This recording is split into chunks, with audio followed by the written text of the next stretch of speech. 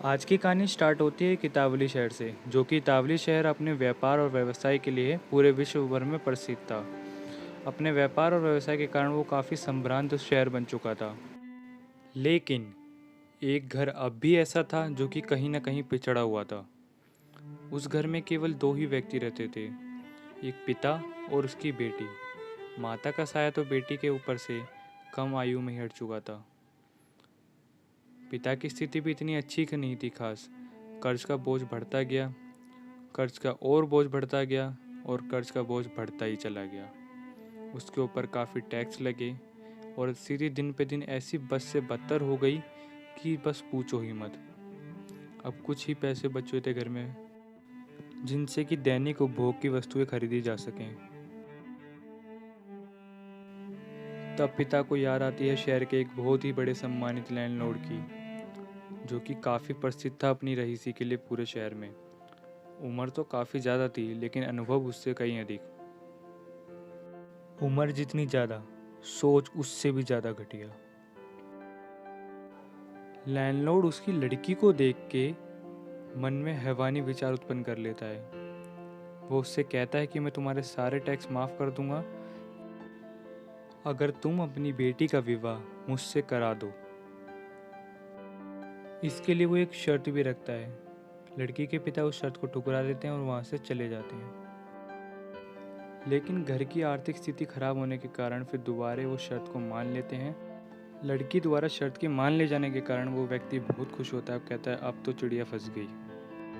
शर्त कुछ इस प्रकार थी कि एक पोटली में दो तरह के पत्थर रखे जाएंगे। पहला पत्थर black stone, second white stone. लड़की को बिना देखे थैले में से एक पत्थर को चॉइस करना था। अगर ब्लैक पत्थर निकलता तो उसे उस व्यक्ति से शादी करनी पड़ती और साथ ही कर्ज भी माफ़ नहीं होता। और अगर वाइट पत्थर निकलता, कर्ज भी माफ़ हो जाता और उसे उससे शादी भी नहीं करनी पड़ती, जो कि सही उचित विकल्प था। फिर वो आदमी एक चाल चलता है और उस पोटली में दोनों ही ब्लैक पत्थर रख देता है, ताकि जो भी चॉइस करे तो ऐसे में जीत केवल उसी की हो। लड़की को उसकी चाल का पता चल जाता है। वो समझ जाती है कि कैसी खुराफात चाल चल रहा है। ऐसे में लड़की के पास तीन विकल्प उभर के सामने आए। पहला, बैग में से कंकड़ लेने से इनकार कर दे। दूसरा, दोनों कंकड़ को बैग से बाहर निकाले और धोखाधड़ी को बेनकाब करे। तीसरा, अपने पिता की स्वतंत्रता और खुशियों के लिए खुद को बलिदान कर दे। एक सेकंड अब वीडियो को पॉज करके आप भी सोचिए कि क्या इसके अलावा भी कोई विकल्प होने चाहिए थे उसके पास, और अगर आप उसकी जगह होते तो क्या करते। नीचे कमेंट सेक्शन में लिख कर ज़रूर बताएं। क्यों नहीं समझ में आ रहा ना कोई अन्य विकल्प? चलो मैं ही बता देता हूँ। वो लड़की उसमें से एक पत्थर उठाती है जो कि ब्लैक था। थे तो दोनों ही ब्लैक, लेकिन उनमें से जो एक ब्लैक उठाया उसने उसे बाकी नीचे ज़मीन में पड़े पत्थरों के संग मिला देती है। अब वो कहती है कि देखिए अब बैग चेक कीजिए। अब जो बचा हुआ पत्थर होगा वो ऑब्वियसली कौन सा होगा? ब्लैक। यानी दुनिया की नज़रों में उसने कौन सा पत्थर उठाया था? वाइट। यानी अब वो शर्त जीत चुकी थी।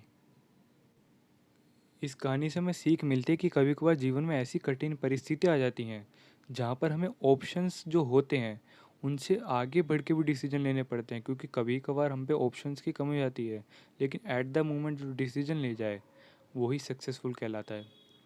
और जो अपनी उस प्रॉब्लम को अपॉर्चुनिटीज़ में बदल दे और फिर उसे उचित कदम बढ़ाए, उसमें आगे डिज़ायर रखे, ऐसी वही सक्सेसफुल आदमी है।